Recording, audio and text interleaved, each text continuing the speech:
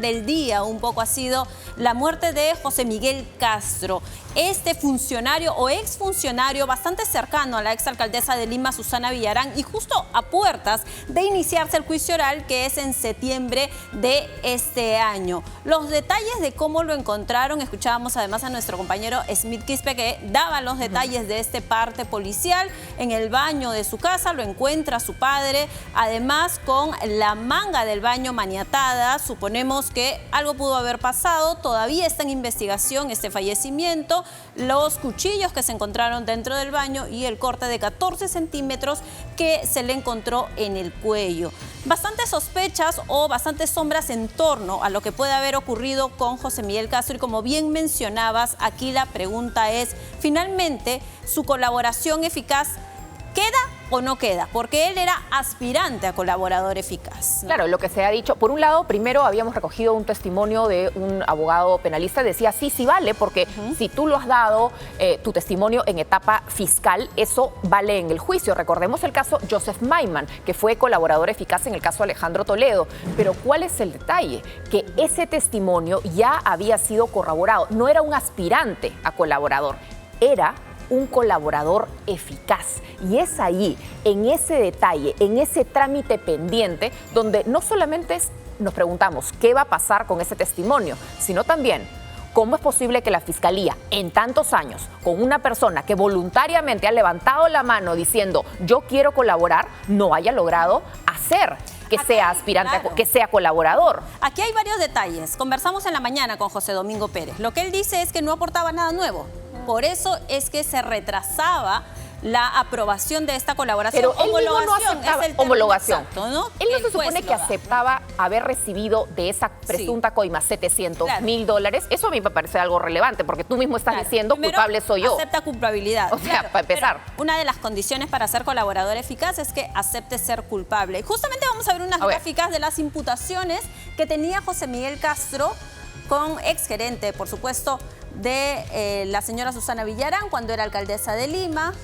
Hemos recordado además y hemos estado revisando el día de la audiencia cuando le dan prisión preventiva. Ahí están algunos detalles. Fue gerente municipal en la gestión de Susana Villarán. Habría recibido dinero de OAS y Odebrecht entre el 2011 y el 2014. El destino de este dinero habría sido para la campaña por el no a la revocatoria. Vamos con la siguiente gráfica. Y las imputaciones son lavado de activos y asociación ilícita para delinquir. La Fiscalía ha pedido 25 años o había pedido 25 años de prisión en su contra y solo declaró como aspirante a colaborador eficaz. Esta discusión que se ha dado, por supuesto, en las últimas horas es que el juez tenía que homologar esa colaboración eficaz. Domingo Pérez ahí da dos razones. Una, que no aportaba nada nuevo a la investigación que ellos ya tenían y a los elementos que ellos ya tenían, porque además hay una confesión de Susana Villarán que en una entrevista periodística dice que recibió el dinero. Y por otro lado, lo que señala es que José Miguel Castro no tenía el mismo abogado siempre, que incluso en las últimas semanas tuvo abogados de oficio, los que no asistían a las diligencias y con quienes no podían negociar esa colaboración eficaz. Por eso es que se vino retrasando, dice José Domingo Pérez. ¿Qué te parece si lo escuchamos? Sí, mejor escuchamos. Vamos a escuchar a José Domingo Pérez, fiscal del caso Lavallato y en este caso el de Susana Villarán.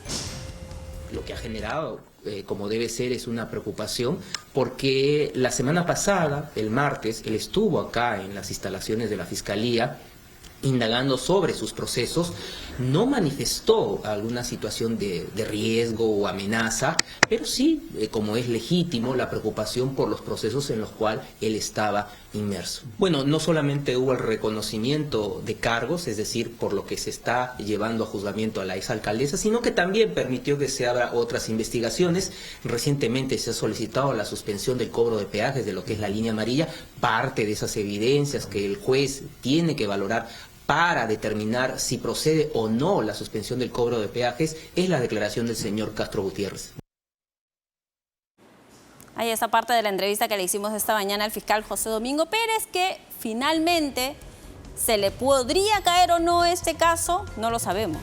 Siempre hay un cuestionamiento al fiscal José Domingo Pérez en el caso Susana Villarán, porque se percibe, se siente, la opinión pública interpreta porque hay un doble estándar del fiscal para la premura para algunos casos y la lentitud y paciencia para otros. El caso Susana Villarán siempre ha sido uno de ellos. El juicio estaba programado para septiembre. Frente a la crítica de la opinión pública se pidió un adelanto y el Poder Judicial contestó: no vemos sentido de urgencia. Y ahora uno dice, bueno, de repente sí había un poquito más de urgencia, porque ¿cómo es posible que de pronto alguien que decía quería ser colaborador eficaz, porque no había nada nuevo, sí es bastante nuevo que ya tengas a una persona en fiscalía con un testimonio homologado diciendo, esa coima existe. ¿Por qué existe? Porque yo me quedé con parte de esa coima.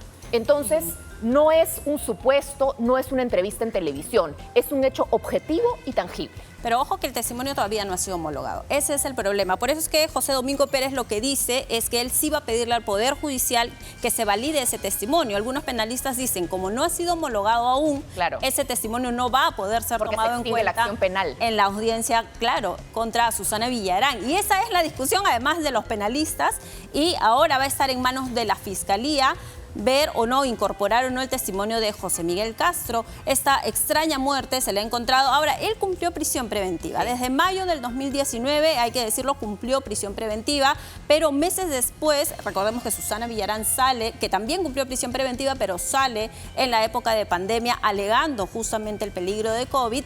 José Miguel Castro lo que hace es solicitar ser colaborador eficaz. Por esto es que todavía estaba en un proceso, era aspirante a colaborador eficaz, y por esto sale en libertad él también. ¿Desde qué fecha está tratando de ser colaborador eficaz? Desde el año pasado, según dice José Domingo Pérez, se empezó a tramitar. El tema fue el cambio de abogados, que al final tuvo que asumir un abogado de oficio, y ese fue el problema para él, porque él lo que señala es el abogado de oficio no asistía a las diligencias. Entonces no podíamos terminar de hacer la negociación de la colaboración, ¿no? Era un tema complicado. Incluso el martes va hacia la Fiscalía, al final no lo puede recibir José Domingo Pérez, no termina de declarar. Hay un caso extraño y además siempre existe el temor natural de que esta muerte termine siendo catalogada como no clara, a mano propia. ¿Por qué? Porque tenemos el antecedente de Nilo Burga. Tenemos un antecedente muy parecido, además. Una toalla del mismo color, 2 cuchillos, una escena del crimen un poco extraña, donde al final tienes a peritos que te dicen, esto no es un suicidio, esto es un crimen, pero sin embargo desde el Ministerio Público no tienes la misma información. Claro, el Ministerio Público siempre es más cauteloso en hacer estas descripciones. Lo cierto es que a él lo encuentra su papá al interior del baño de su vivienda. Él trata de forzar la puerta aparentemente. Para ingresar encuentran 2 cuchillos al interior del baño, uno de metal y el otro también de metal, pero con mango de madera.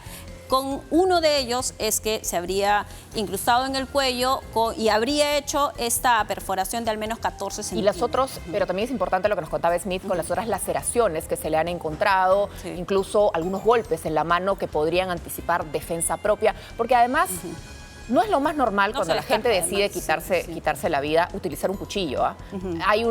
No es la manera más usual, lo saben perfectamente los peritos de criminalística. Aquí lo importante es saber exactamente qué sucedió, en qué circunstancias, porque pone, como tú dices, muchas sombras. Podría beneficiar, ¿no? ¿A quién le conviene esta muerte en todo caso?